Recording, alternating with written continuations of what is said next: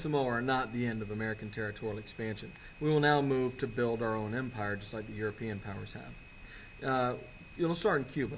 Cuba had been rebelling against Spanish control since 1868, and many in America were sympathetic to the Cubans, seeing them as Americans, being controlled by a European colonial power, just like we had been. In 1895, a guerrilla uprising occurs, and it's vicious. The fighting is just terrible. The Spanish general Valeriano Weyler, nicknamed the Butcher, will force all the people of Cuba into concentration camps where they are starved and die by the thousands of disease and starvation. Spanish had done this before, but what's new now is we have media. We have newspapers to report on this, and so more people become aware. In fact, newspapers will play a major role in this coming war. There are two great publishers operating in New York and really around the country at the time, William Randolph Hearst and Joseph Pulitzer, and you see them here. Hearst's New York Journal competes with Pulitzer's New York World to be the top paper in New York. Both of them send an army of reporters and illustrators to Cuba. Hearst will will send Frederick Remington, the great Western artist, and tell him, I want you to go down and draw the war in Cuba. Remington will send back a famous telegram. He'll say, have arrived in Cuba, there is no war. And Hearst will respond, allegedly, you provide the pictures, I'll provide the war. And that's what he does. He goads America into this combat. Cubans in America, particularly in New York City, Florida, Philadelphia, and Trenton, New Jersey, will send money and aid any way they can to the guerrillas in Cuba. They'll also use the U.S. press. They'll constantly, they're very good at getting stories about bad things happening in Cuba into the newspapers to support, and they're trying to support the revolution. Jose Marti, who comes to America to raise support and then goes back to fight in the revolution in Cuba, is killed in 1895 and becomes a national hero for the Cubans. And in fact, America embraces the cause of what they call Cuba Libre, or Free Cuba. That's a drink as well. Grover Cleveland resists. He doesn't want war with Cuba. When McKinley comes into power, one of the things he does is he attacks the Democrats for being weak on Cuba as a way to try to get elected. And he condemns Spain and calls for Spain to recall Weyler, the general who's causing most of the problems. He wants an end to the concentration camps, and he wants autonomy for Cuba.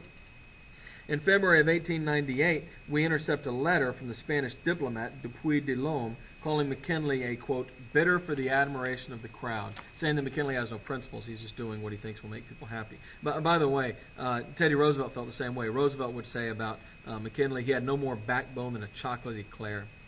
Now, days later, after this letter is received and is reported in the newspapers and makes McKinley look bad, a battleship McKinley has sent down to Havana Harbor just to keep an eye on the Spanish blows up, killing 260 American seamen. We assume, of course, Spain had done it. We assume Spain had blown it up. And war fever sweeps the country. The newspapers very much promote this idea that Spain has attacked us, that we are at war. Congress appropriates $50 million, but McKinley still doesn't want war. Now, Roosevelt, who's the Assistant Secretary of the Navy, does desperately want war, and in fact has been planning this war for quite some time. We know now that Spain was innocent. It was caused by a faulty boiler that blew up near where the ammunition was stored, and that caused the whole thing to blow up. But at the time, it was assumed that Spain had done this.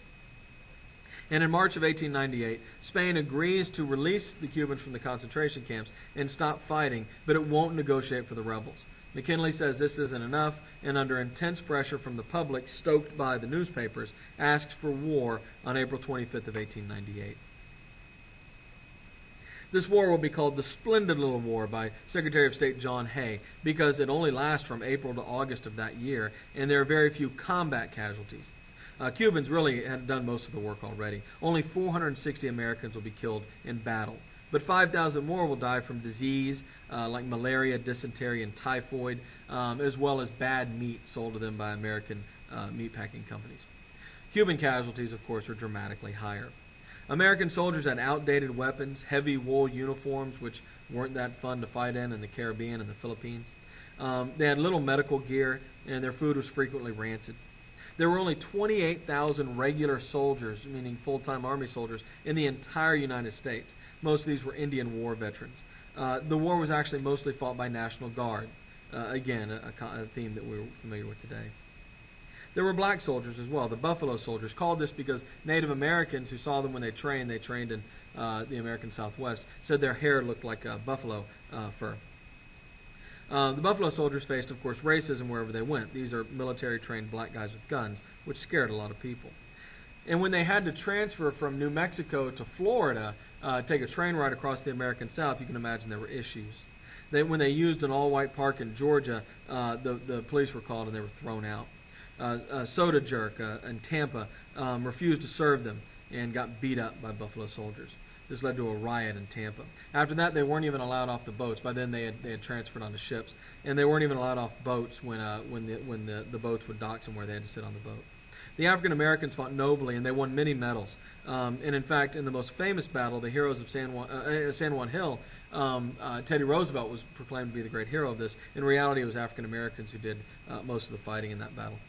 The African Americans also noticed that half of the insurgents were black Cubans and were in positions of power and authority and many times treated with respect. And so many of these Buffalo Soldiers began to question how they were being treated back home in the United States.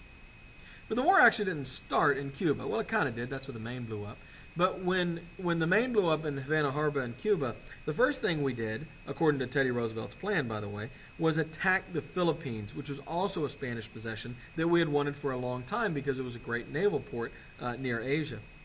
Commodore Dewey will attack the Philippines on May 1st of 1898, sail into Manila Harbor, and our steel ships, remember we've upgraded our Navy, will attack the wooden Spanish boats, destroy them easily, and Commodore Dewey will become a great hero.